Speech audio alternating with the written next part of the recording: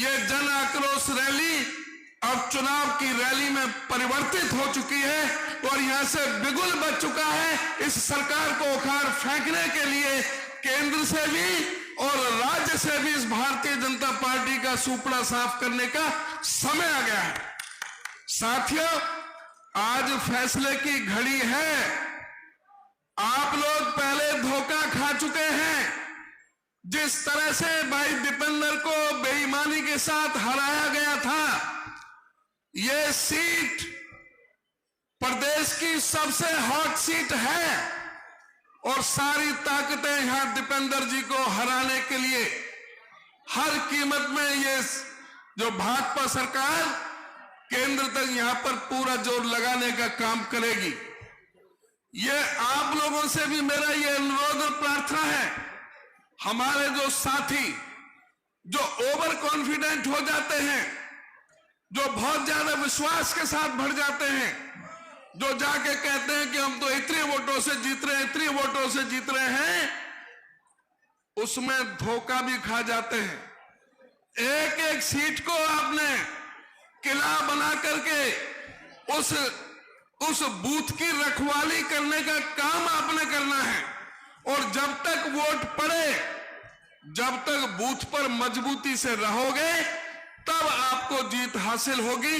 और जो ऐतिहासिक जीत, जो रोहतक की जो जीत मिलनी है, उसकी शुरुआत भी महम की धरती से होनी है। वो ऐतिहासिक जो जीत है वो हरियाणा प्रदेश में कांग्रेस की तकदीर लिखेगी और आपका मुख्यमंत्री हरियाणा के अंदर बनेगा, आपके अनुरूप बनेगा। तो मैं आपसे अनुरोध और प्रार्थना करूंगा कि इन जुमलेबाजों को सबक सिखाने का समय आ गया है।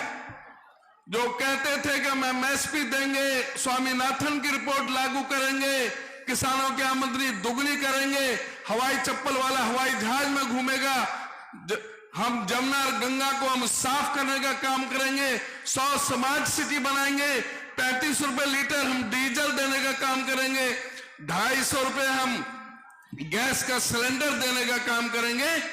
इन जुमलेबाजों से सतर्क रहने का जरूरत है।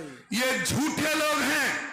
एक तरफ कांग्रेस है जो कहा है वो करके दिखाया है।